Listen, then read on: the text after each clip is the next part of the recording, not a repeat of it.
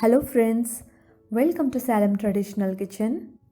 இன்றைக்கி நம்ம கிச்சனில் முளை கட்டின கொள்ளு சுண்டல் எப்படி பண்ணுறதுன்றதை பார்க்கலாம் வாங்க. அதுக்கு நான் தேவையான அளவு கொல்லை ஊற வச்சுட்டு முளை கட்டி எடுத்து வச்சுருக்கேன். உங்களுக்கு எவ்வளோ வேணுமோ அவ்வளோ எடுத்துக்கங்க. இந்த கொல்லை நாம் முதல்ல வேக வச்சுக்கலாம். அதுக்கு அடுப்பை ஆன் பண்ணிவிட்டு ஒரு குக்கரை வச்சுக்கோங்க. அதில் 1 லிட்டர் அளவுக்கு தண்ணி சேர்த்துக்கங்க.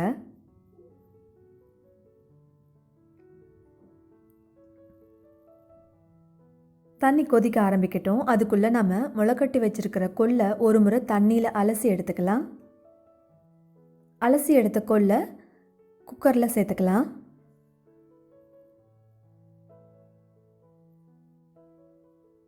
குக்கரை மூடி 6 விசில் விட்டு எடுத்துக்கலாம். 6 விசில் வந்துருச்சுங்க. அடுப்பை ஆஃப் பண்ணிடலாம். ப்ரெஷர் எல்லாம் ரிலீஸ் ஆகிடுச்சு. இப்போ நம்ம திறந்து பார்க்கலாம்.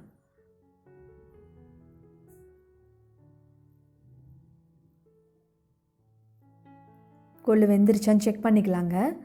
கொள்ளு நல்லாவே வெந்துருச்சு.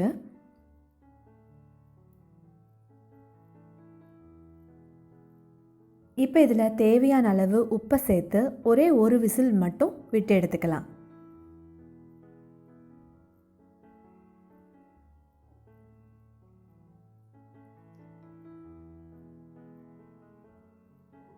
திரும்ப அடுப்பு ஆன் பண்ணிவிட்டு ஒரு கடாய் வச்சுக்கோங்க. அந்த கடாய் காஞ்சதுமே தேவையான அளவு எண்ணெய் விட்டுக்கோங்க.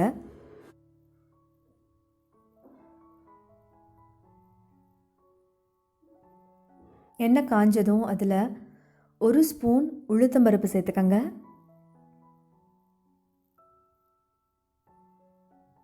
2 ஸ்பூன் கடலைப்பருப்பு சேர்த்துக்கோங்க.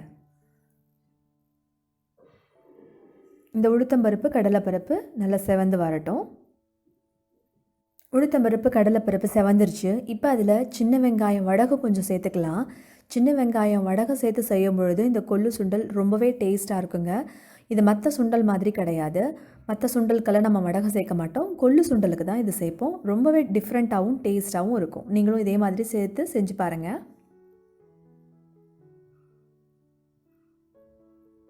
வடகம் நல்லா பொரிஞ்சிருச்சு. கட் பண்ணி வச்சுருக்கிற வெங்காயத்தை சேர்த்து நல்லா வதக்கி விட்டுக்கலாம். நான் இன்றைக்கி சின்ன வெங்காயம் தாங்க சேர்க்குறேன். சின்ன வெங்காயம் சேர்க்கும் பொழுது ரொம்பவே டேஸ்ட்டாக இருக்கும் இந்த சுண்டல். அடுத்ததாக பொடியாக கட் பண்ணி வச்சுருக்கிற பச்சை மிளகாயை சேர்த்துக்கலாம். கருவேப்பிலை கொத்தமல்லி இலையையும் இதோடவே நம்ம சேர்த்து நல்லா வதக்கி விட்டுக்கலாம்.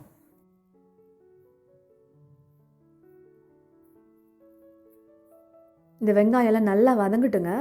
நம்ம கொல்லை வேக வச்சுருக்கோம் இல்லைங்களா, அதை எடுத்து நம்ம வடிச்சிட்டு வந்துடலாம்.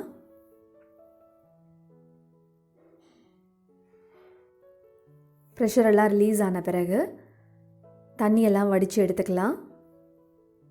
இந்த தண்ணியை தூக்கி எறிஞ்சிடாதீங்க. இந்த தண்ணியை வச்சு நம்ம ரசம் வைக்கலாம். ரொம்பவே டேஸ்ட்டாக இருக்கும்.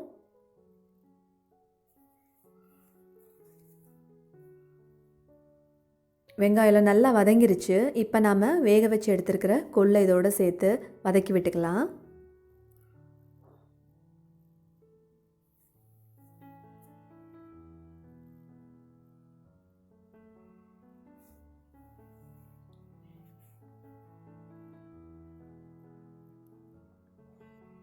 கொல்லை சேர்த்து ஒரு 5 நிமிஷம் நல்லா வதக்கி விடுங்க. உப்பை செக் பண்ணிவிட்டு தேவைப்பட்டால் உப்பு சேர்த்துக்கங்க. முதலே வேக வைக்கும் பொழுது நம்ம உப்பு சேர்த்துருக்கோம். செக் பண்ணிவிட்டு தேவைப்பட்டால் மட்டும் சேர்த்துக்கங்க. தேங்காய் துருவல் இதில் சேர்த்துக்கலாம். எல்லாத்தையும் சேர்த்து நல்லா கிளறியாச்சு. ரொம்பவே டேஸ்டான ஆரோக்கியமான கொள்ளு சுண்டல் இதே மாதிரி நீங்களும் செஞ்சு சாப்பிட்டு பாருங்கள். சாப்பிட்டு பார்த்துட்டு எப்படி இருந்ததுன்னு எங்களுக்கு மறக்காமல் கமெண்ட் பண்ணுங்கள். இந்த வீடியோ பிடிச்சிருந்தா ஒரு லைக் பண்ணுங்கள், ஷேர் பண்ணுங்கள். தேங்க்ஸ் ஃபார் வாட்சிங்.